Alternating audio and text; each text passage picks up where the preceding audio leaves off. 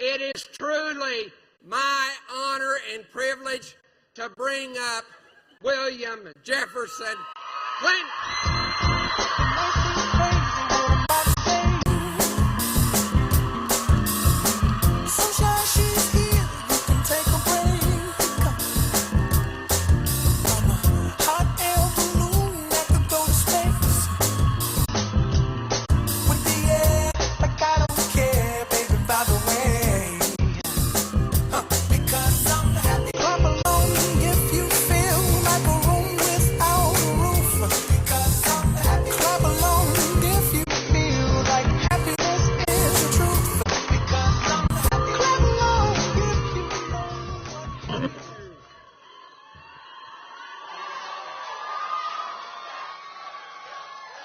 Hello, there it is. Folks, you can hear I'm pretty hoarse. You gotta forgive me. Here's why I'm so hoarse. As compared with the last time I did this years ago, all the early states started 3 weeks later. And then when you vote on Super Tuesday, it's 3 weeks earlier. So all these states are packed in, and we're all talking too much. So forgive me. First, Principal Annette Coleman, thank you for welcoming me here to this historic school. Thank you, Dr. Anthony Marshall. I want to thank the High Step and T-Connection Band.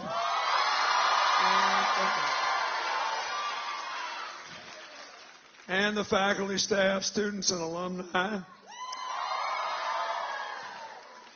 I want to wish both the boys and girls basketball team good luck in your playoff game today. And just 2 weeks ago, this school won the state academic bowl. We ought to give them a hand for that. So I thank State Representative Jeannie McDaniel and Senator Matthews. You gave a great talk. Thank you very much.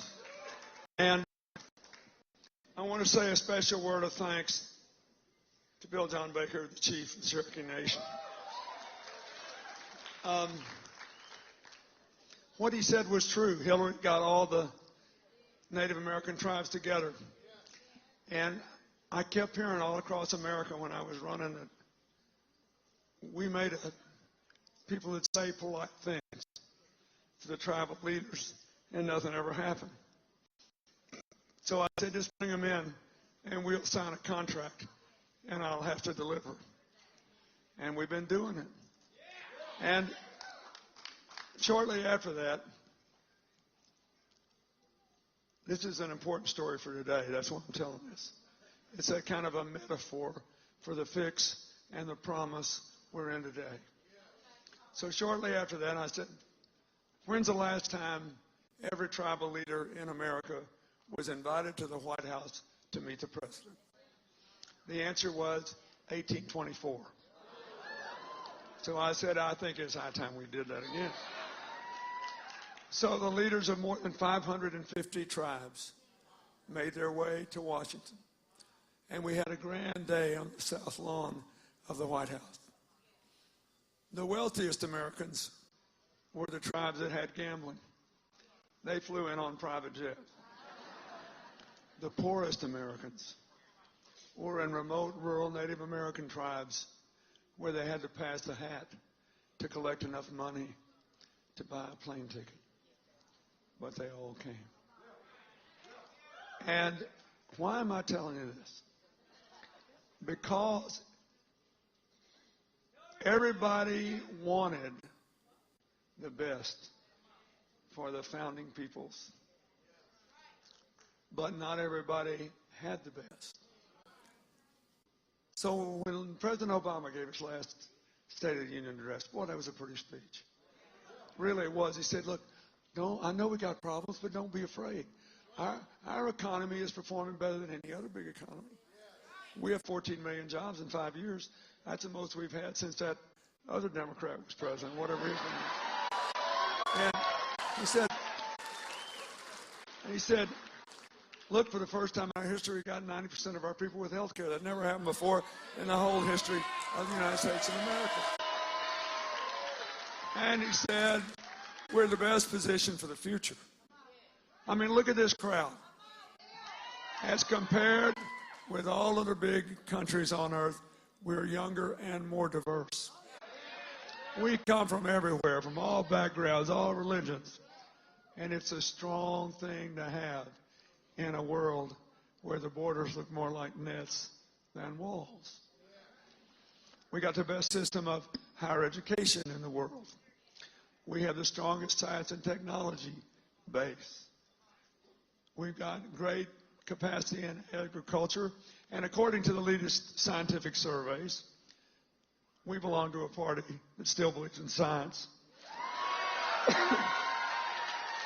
So, according to the latest scientific surveys, we rank first or second in the world in the capacity to generate energy from the sun and the wind and other clean sources, which helps everybody.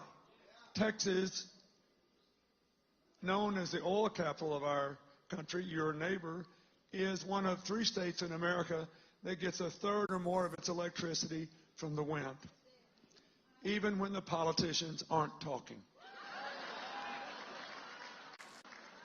One of those 3 states, Iowa, is the only place in America with 20 feet of topsoil. So they use that power to bring in a crop. They have the lowest electric rates in America. Don't let any of these Republicans who deny climate change tell you we can't make money out of this.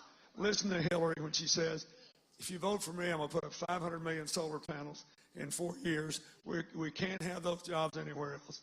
And we're going to have so much wind power with it that every American home will be powered by clean energy that we own, that nobody can take away from us, and we're going to create millions of jobs. Now, why is that important? Because when President Obama painted that beautiful picture of our future, there was mixed feelings in America for 1,000 reasons. But people of all backgrounds looked at that picture and they couldn't find themselves and their kids in that picture to save their life. You agree with that? So that's what this election's about. The president told you the truth. I work all over the world with my foundation. We sell the world's least expensive AIDS medicine in 70 countries. We do work with farmers in Africa and Central America. We bring energy projects to the Caribbean. We do a zillion things. And I can tell you, if I were just 25 today, I'd like to be. But anyway, if I were just 25 and you said, I'll let you live anywhere you want when you're 50, but you got to decide right this second, I would take the United States in a heartbeat. It's not close. It's not close. The job of this election and the reason Hillary's running for president is to put every single American in the picture that the president painted in the State of the Union address. So we don't leave anybody out. We don't leave anybody behind. Hillary says over and over again, we can only become our best if every American has a chance to make the most of his or her life, his or her dreams. We have to rise together. That's what this election's about. Everything else is background music. And what do we have to do? First, we got to grow together, which is why these energy projects are important. It's why it's important that we bring back advanced manufacturing. You wouldn't believe it, man. I love traveling around all over this country, and I go to these high schools. I got these 3D printers, 15-year-old kids doing things that I couldn't do to save my life. We've already brought 900,000 manufacturing jobs back since it crashed. Already. We're going to bring a lot more. But we've got to be deliberate about it. And we have to sell things to other people, so we have these agreements. But you need a president that won't let people work around her. I always believe that if somebody makes a deal with you and they don't keep it, there need to be consequences. You got to enforce the trade rules. You got to say you can't manipulate your currency.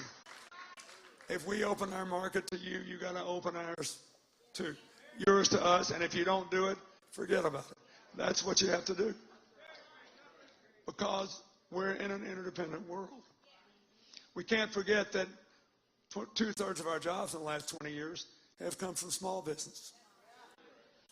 And look, I think next to the health care law, most important bill the president signed is called the Dodd-Frank law.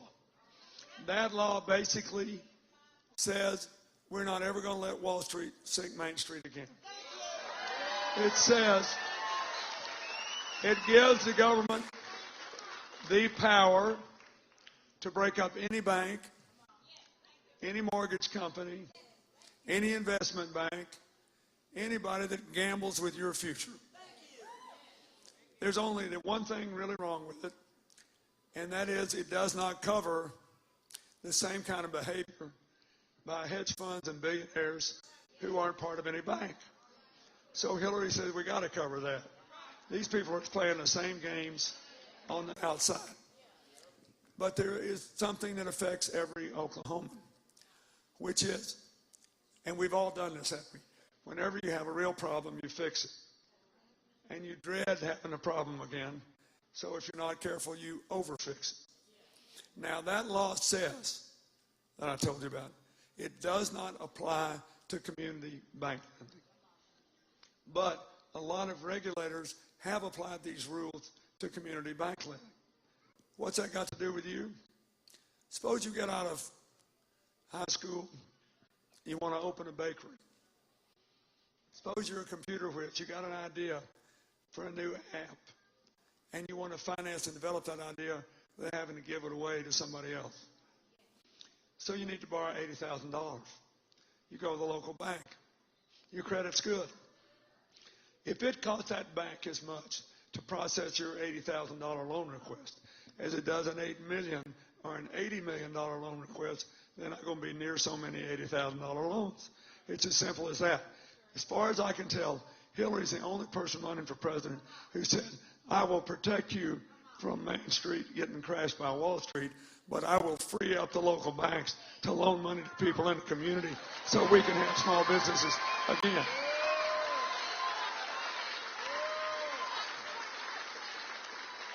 We got to grow together.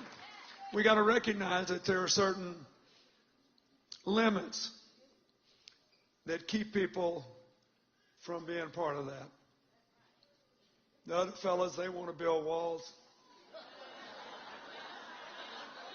Hillary says, I got a better idea. Let's build ladders of empowerment.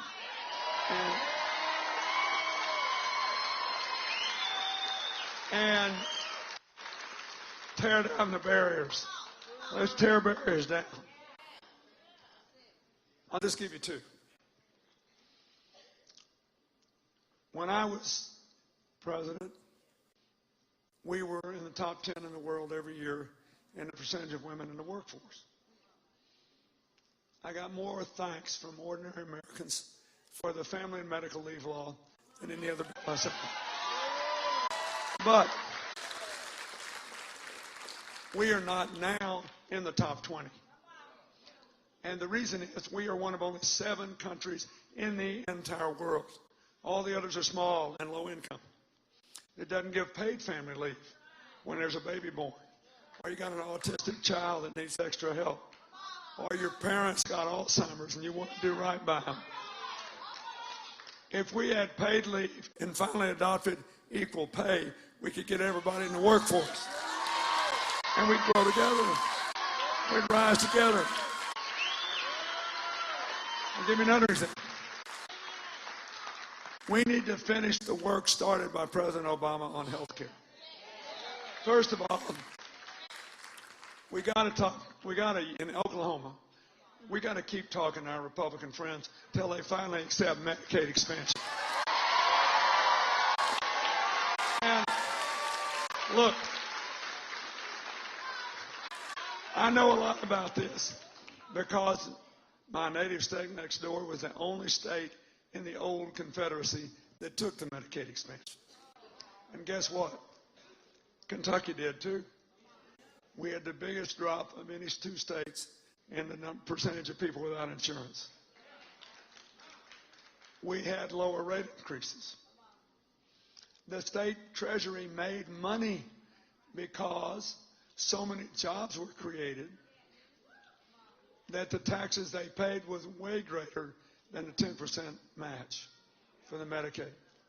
And it held down the cost of everybody's insurance because none of you were paying for the uncompensated care hospitals always give to people who come in sick and broken with their lives at risk. And we want them to do that, but we need a system that you don't have to subsidize. We got to do that. Then we got to look at what the real problems are. Prescription drugs are still too high, and we ought to be able to bargain them down. The co-pays and deductibles are still too high, and the insurance market for small business doesn't work, and we got to fix it. There are fixes, but we don't want to pretend that works when it doesn't. It doesn't work. And we all need to pay for our health care by joining a plan where we pay every year a flat fee to stay healthy instead of paying by every separate procedure. If you're interested in this, go on the internet and look up the Mayo Clinic plan. Every place this has been done, every place, the healthcare quality goes up and the cost goes down. There's a group of doctors, hundreds of doctors in eastern Pennsylvania. If you enroll with them, you not only pay a flat fee, they say, if you go to the hospital and we care for you, and if for any reason related to the care we give, you have to go back to the hospital, which happens all the time, within 3 or 4 months, we pay 100% of the cost. It can be used to raise your premiums. It can be used to raise your copay. It can be used to raise your deductibles. Guess what? Their error rate has dropped to almost zero, and their health care has gone up. That's what we got to do. The other thing we got to do, next big barrier to participation is the cost of college. And let's just talk about this. You got this, you're dealing with this in Oklahoma now, this budget shortfall. So here's what happened. The economy collapses in 2008. Then we keep going downhill for several months. We're losing 800,000 jobs a month for a long time. We stopped it, we started back. Yeah, you can do that. You're right about that, but let's talk about what we're going to do in the future. So you got all these states, particularly those with Republican governors and legislators, they wanted to pretend like none of this happened, and they kept cutting taxes and, underfunding the schools. But they do have to, by law, fund the schools. They do have to, by law, keep the prisons open. That's another reason we need prison reform, get all these nonviolent offenders out. But what happened when that happened was, where's the money for the universities, for the public colleges and universities? So they had to deal with it by raising tuition, raising fees, raising the cost of staying there. And if you'd been running one, you probably would have too, because all the other money goes away. So what has happened is we still have the best higher education in the world. But because public colleges have been forced to act more like private colleges, the cost has gone up at 3 times the rate of inflation. And more people are graduating with debt. So we got to fix that. So here's what Hillary proposes to do. First of all, every American who goes to any public college or to a historically black college and university or to one that predominantly serves Native Americans or Latinos or any other minority or low-income people that has a reasonable tuition, everyone should be able to graduate debt-free. Now, how would they do that?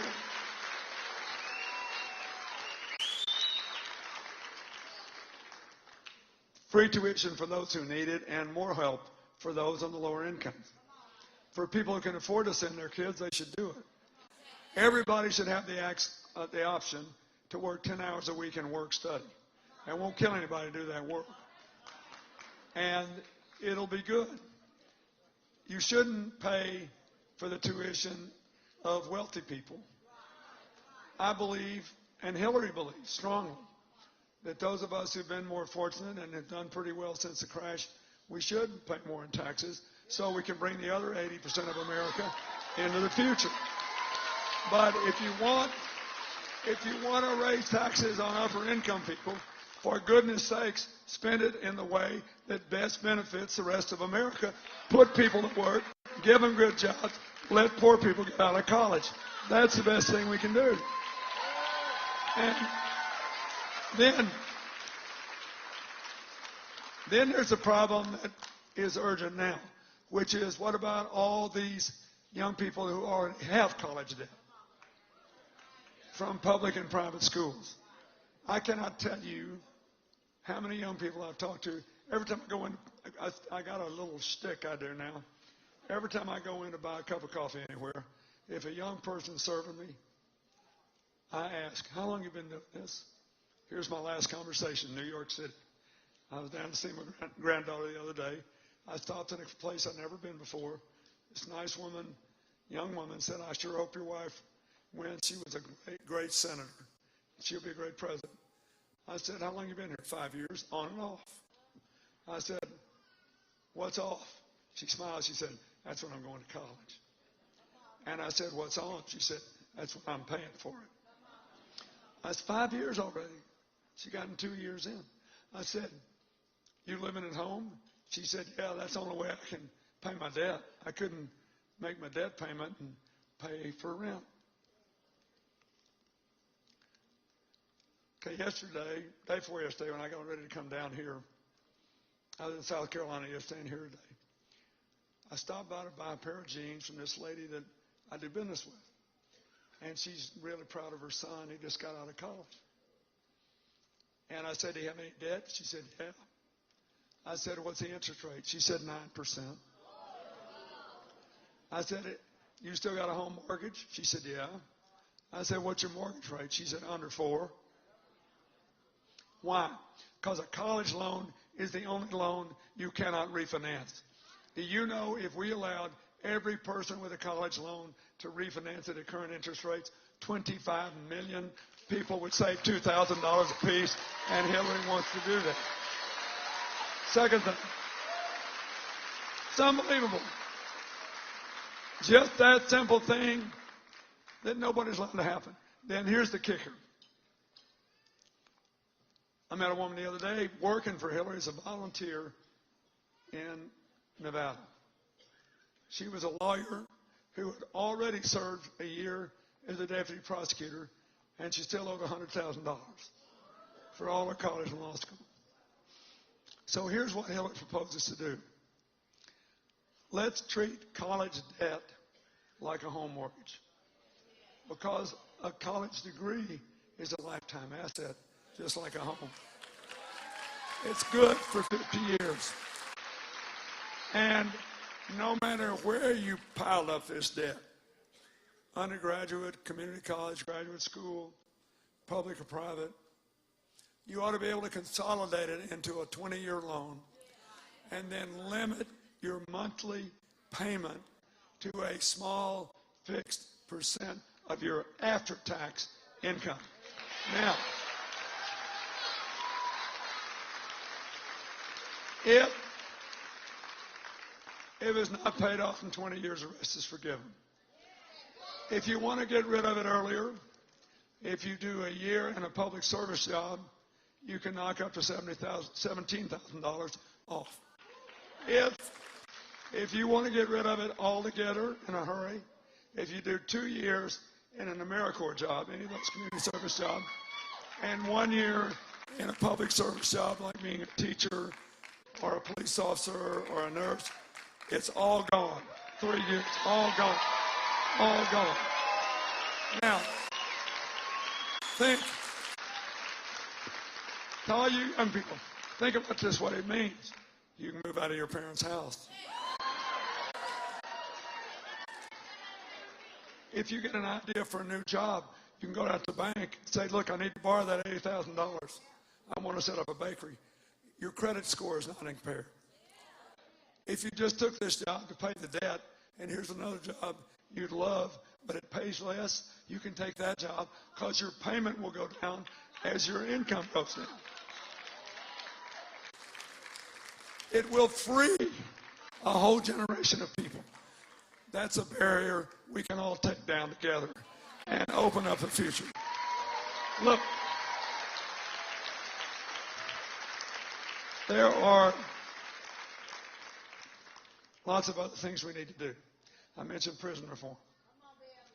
We can't afford to keep all these people in prison anymore that are nonviolent. But if we let them out and we don't do anything else, a lot of them will go right back in. So Hillary has proposed we spent $5 billion to make them transition successfully. Train and educate people for jobs they can get when they get out.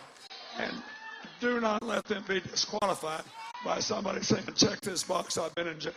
Let them begin again.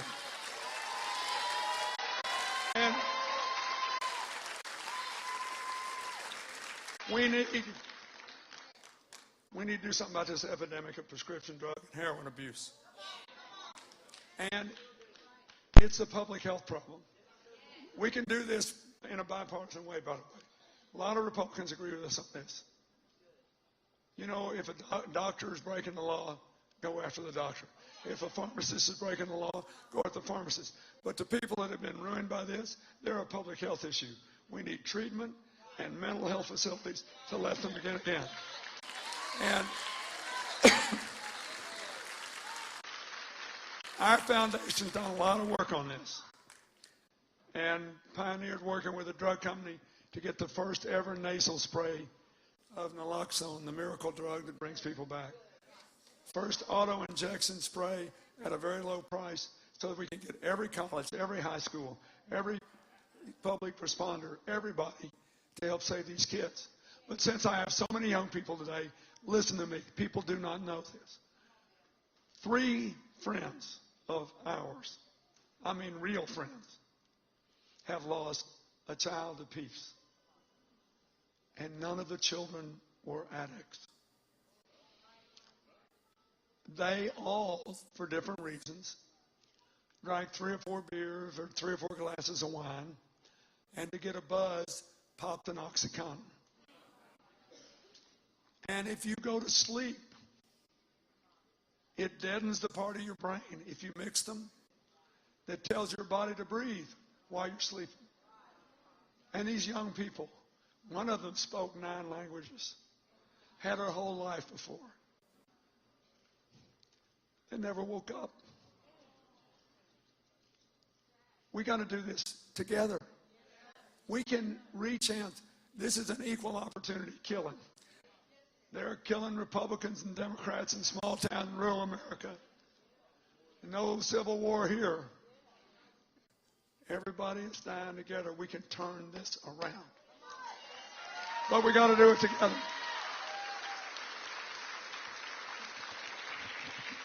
The other thing I want to say is we can do all these economic things, but we got to do more for the areas that have been left out and left behind. Give all those rural, remote areas universal, affordable broadband. They'll create a new economy for themselves. Instead of giving tax breaks for people to move their jobs overseas, give people tax breaks to invest in American areas that have been left out and left behind. We can do it together. Here's the last thing I want to say for Hillary. You got to do all this, put everybody in the picture the president painted, and defend the country at the same time.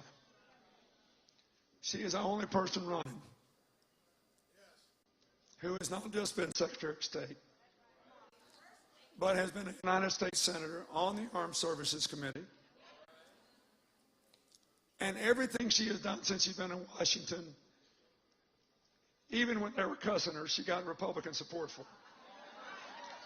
That's why they've been so mean to her the last 3 years. They do not want to run against her, and they know she'll find a way to make them behave. We'll all have to do something together. But let me just ask you to think about that. Think about what it takes to make us safe. Do we need a strong military? Yes. Hillary served on a committee with a Republican speaker, former Speaker Newt Gingrich, that the Pentagon appointed to plan the military of the 21st century.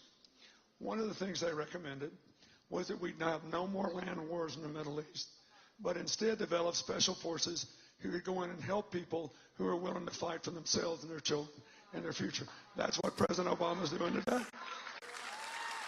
That's good. It's not enough. You also got to use diplomacy.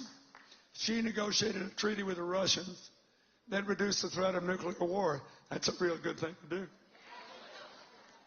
And she had to get 67 votes in the Senate. That's a lot of Republicans. She got them. But it's not enough. It's not enough. The world's borders look more like nets than walls. Even if you build that wall along the Rio Grande River, there will still be the social media. Make no mistake about it. We are fighting for freedom and decency and the absence of a violent future and the presence of a positive one for all the world's people inside the brains of billions of people over the social media. So one of the first things Hillary did when the president asked her to be Secretary of State, it was a funny conversation. She said, you know, all those young tech wizards you used to beat my brains out in the primary and the social media, I want them to come to work for the State Department. And she got them in there. She said, guys, you don't have to make a sale to me. I know how good you are. Whatever it was you did to me, I want you to do to the terrorists. And get on the social media and figure out how to win this argument.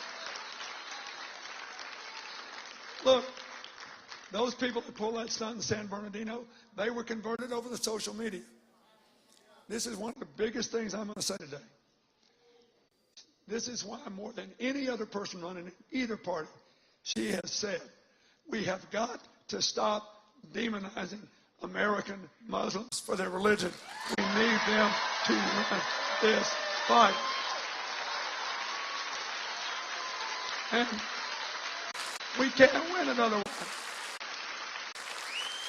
We can't. Look, maybe it's just because I'm from New York. But I know when 9/11 happened, we need a doctor here. They're bringing somebody. When 9/11 happened, you can't do any good about that. Don't worry about it.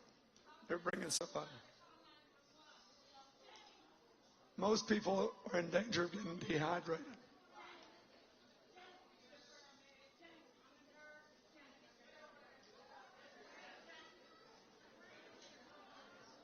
That's good. Okay, give it air. Everybody back off. Okay. You guys let them work. They're doing what they're supposed to do. Listen to this. When 9/11 happened, more than 200 of the people killed were your fellow Americans who were Muslims. They were murdered. The other day, a Muslim immigrant, completely documented, stopped an attempt to rob a convenience store in New York. He had a guy holding a gun on him. And he slapped the gun away. He said, hey, I just had this job a year. It's not my money. You can't have it. The gun goes off. Barely misses the guy. The robbers run away. The police come. His boss comes. He's so happy, he gives him a day off. The guy's been here since 2002. His children are 15, 17, 19, and 21. He missed their childhood. Because every 2 weeks, he sends every penny he makes home to his wife and children. And he went home to this tiny little apartment and pulled out his prayer rug and got down on his knees and thanked his Maker for sparing his life and prayed that maybe his family could finally be reunited. He is way more representative of America's Muslims than what happened in San Bernardino. And we need him sticking up for us. So, that's my case. Early voting ends in 30 minutes. I'm going to let you go. It's the last thing I want to say. It'll soon be next month. Next month will mark the 45th year since I met Hillary. We only been married 40 years because she turned me down twice before she said yes. But anyway, here's what I know. I know something about being president. I know something about building an inclusive economy and defending the country. You got to do them both. You can't pretend you can do one part of the job and not another. She's the single best change maker I've ever known. She's made every person she ever touched, every problem she ever took up, better. When she got out of law school, she went to South Carolina to try to promote juvenile justice reform and get teenagers out of adult prisons. She went to Alabama, where I'm about to go, to try to stop segregationist academies from claiming tax breaks, and they did it. She came to Texas and registered Hispanics that nobody else wanted to vote. She went to Arkansas and got them the first legal aid clinic that poor people in the Ozark Mountains had ever had a chance to get justice. Everything she has ever done, she wanted us to do it together and make something good happen. Everything. Everything. So, I want you to vote for her Tuesday. If you can't get there now, I want you to vote for her Tuesday. I want you to tell your friends and neighbors what you heard. We got to rise together. When you gave me the honor of serving, it is the only time in history where we rose together, led by the highest income grades from African Americans and Hispanics in percentage terms. Why? Because we built that economy from the bottom up for everybody, and she's going to do that again. So, and when you go home, you leave here. You remember what I told you?